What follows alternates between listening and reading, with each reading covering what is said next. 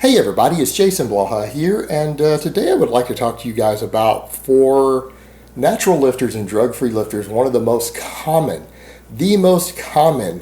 weak points in their overall body, musculature, everything else, and that is the deltoids.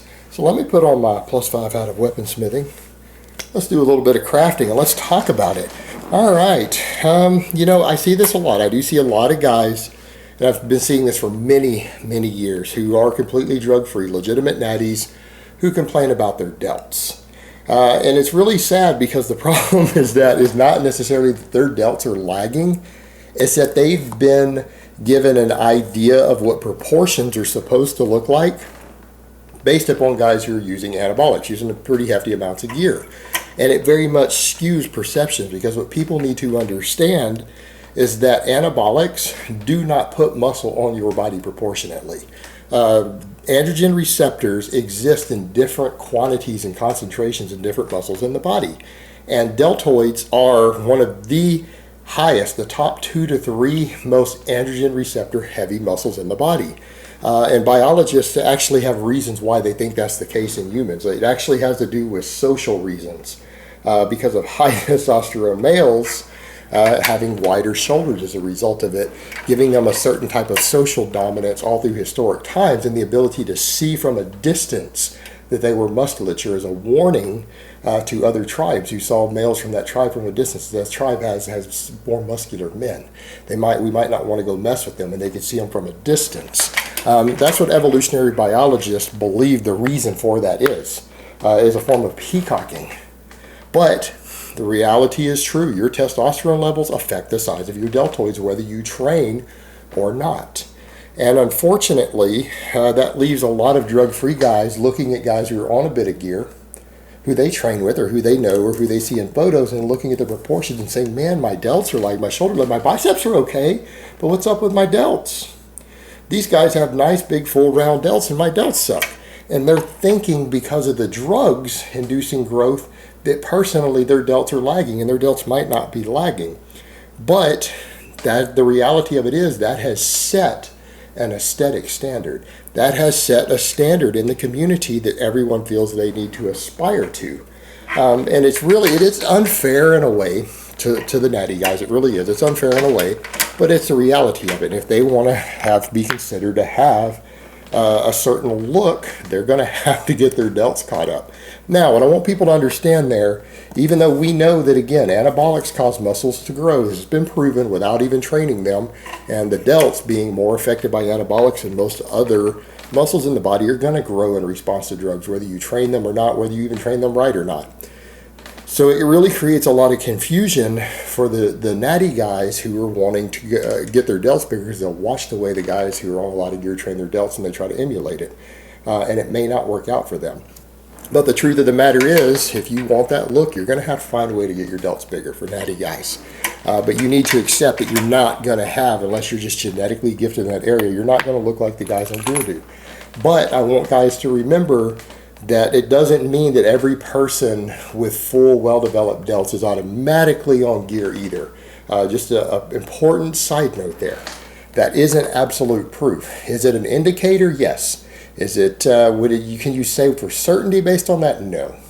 Because some guys are genetically gifted in different body parts. There are people who are genetically gifted there, and if they're genetically gifted in an area and they train the fuck out of it, it's probably going to get pretty big. I mean, that's a fair statement. And I don't think anyone can deny that point. That's reality also. We're not all blessed with the same genetics. Deal with it. Now, the problem is that what guys who want to bring their delts up forget is that the delts are a very complex muscle. They have 3 different heads. They're involved in 3 different types of movement, and they get worked a lot. If your delts are lagging in some way, it is probably because you have a strength imbalance somewhere in your pushing versus pulling. Now, it's very rarely the pushing, because most guys do a lot of pressing for their chest. They either do a lot of bench press, a lot of weighted dips, things like that. So the interior head of the deltoid is very rarely a weak point for these guys. It's usually the lateral head and the posterior head that are more of a problem. Now, a lot of that can be resolved by a heavy focus on overhead pressing, and I mean full range of motion overhead pressing, can help a bit along with being really strong on your pulls. What will bring a lot of that up, that disproportionate look, is if you get progressively stronger on your pulling movements. If you bench press a lot more than you row, or you're not particularly strong on weighted pull-ups or weighted chin-ups, but you're strong on weighted dips in the bench press, there's part of your problem right there, because you have to understand the deltoids are involved in all those movements, and any pulling movement is going to work the posterior head to a large extent, but it is going to work the side head here as well, that lateral head. It is going to get worked. Again, through carryover effect. And we've got EMG stuff showing that these exercises all work the middle head, just maybe not as much as you would like. Now, what a lot of guys do that could be wrong would be not enough focusing on their overhead pressing and not enough focus on their pulling. So again, that's the first thing that you probably want to sort out if you feel like this is lagging. And then after that, you're probably going to need to do a little specialized work. If it's really an area that you feel is still lagging and you know you're strong on your pulling, the first thing I would add in would be face pulls. Face pulls with bands. Again, Brett Contreras did a lot of study on that, and he did find that the face pull with bands was an extremely powerful activator of both the side and the rear head. Extremely effective. And I always like for people to multitask. If you can kill 2 or 3 birds with one stone, that's always the better choice. And because the face pull is a good rotator cuff exercise to help protect your shoulder joints, and it works the 2 most common lagging heads of the muscle, it would be my very first recommendation for guys whose shoulders are lagging. Once they're sure that they balanced out their pulling and all of that, they know they don't suck at stuff like the push press, and so they know that it's not their overhead work holding them back. They know it's not their pulling holding them back. Face pulls would be the next line of defense to help bring them up. And again, remember, face pulls are a metabolic fatigue action. You're not trying to throw around huge amounts of weight. Again, band face pulls, you can adjust how hard they are by adjusting how far you sit back, where you put your foot up on a pole, whatever you do, and obviously by putting bigger and bigger bands on. But the thing is, I generally recommend on these, because they work the rotator cuffs, you don't need to treat them as a power exercise. Meaning doing less than 10 reps, probably not the best idea. You're doing this to get some metabolic fatigue in those muscles. You can build power in your shoulders by doing your push presses. You don't need to be focusing on power with this. You're doing this to bring up a weak point. So stuff like 3 sets of 10 to 20 reps is usually what you're going to want to go for, somewhere in that range. When you're able to do 3 sets of 20, it's time to increase the band tension. But don't start falling under 10 reps. If you can't do 3 sets of 10, your bands are too heavy. You're risking rotator cuff injury for probably no extra muscle gain in those areas. And then if that's still not enough, you might need to do some lateral work. And I think too many guys go to lateral work way too quickly, and then they perform them incorrectly. That's something I've talked to you guys quite a bit about in the past also, of a lot of bodybuilders try to tell people, oh, you want to do side lateral raises with your pinkies up like you're pouring out a teacup. Basic anatomy, go talk to any physical therapist or anatomy professor and ask them what that does. And they will tell you that that crushes the glenoid inside the shoulder joint. So you know why it burns? Guys are like, oh, you get that burn in your shoulder. Well, you're not actually getting the burn in the deltoid. You're getting that burn inside the shoulder joint because you're causing damage to it. That's the wrong way to do it. The best way to do it is to always make sure that whether you're doing them with cables, with bands, with dumbbells, that you're turning the thumb up slightly. That way it's more protective of the shoulder joint. And again, remember, at the end of the day, you're not trying to sling around as much weight as possible on these. Ultimately, this is just an accessory movement. You're going to get your power and your strength from your overhead work. Keep it there.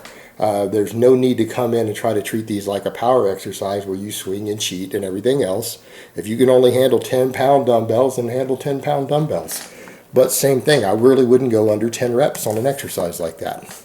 Because again, it's a little finesse movement that involves the shoulder joint. All right, isolation movements are notorious for injuries. That's one reason I tell guys, pick them carefully.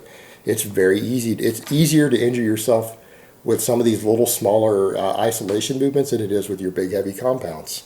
A lot of people don't want to agree with that. They don't believe that, but it is true. So again, that's one of those exercises that you got to look at and say, okay, I'm trying to just target that one little part of the delt because it's a lagging point. If you're wanting to hit more muscles than that, if you're wanting to cheat and swing, just do more push presses. You'll get what you want. You're going to get a lot more power and strength and overall development from doing a push press than you are by swinging on a lateral raise. So again, I would say you're wasting your efforts if you're going to swing, because you can work the side head also with a push press. So if you want to turn it into a compound movement, do a fucking push press. Don't fuck around with some dumbbell exercise if you're trying to turn it into a swinging, cheating thing. Just put 250 pounds on the bar and fucking push press it. I mean, people play around with that. So remember, thumb up a little bit, keep the elbow barely little bend, and use a weight that you can actually lift. And that's probably the last resort, is to go to the isolation movement like that. Because again, the delts get worked so heavily from so many angles, there probably isn't a big need to isolate them. It's just getting the right type of work in. But yeah, if you're really still struggling after doing the other things to kind of get that capped look that the drug guys have, you're probably going to have to do some lateral work for that lateral head out there. You're probably going to have to do it. But again, treat it like what it is. It's a tiny little finesse movement. It's not a power movement. And too many guys try to treat it like a power movement. And they see guys who do it and get away with it, and they got massive delts, but it's like, yeah, they're on 2 grams of gear and growth hormone too. So of course they have massive delts. They'd probably have massive delts if they just did jumping jacks. So always remember that. So pretty much if you're drug-free and you feel like your delts are lagging, and they probably are in proportion to all the guys you see out there on gear, these are the solutions to it. This is how you need to think about it. Alright guys, but that's really all I have to say on that today. I hope it's been informative, and I will talk to you guys next time.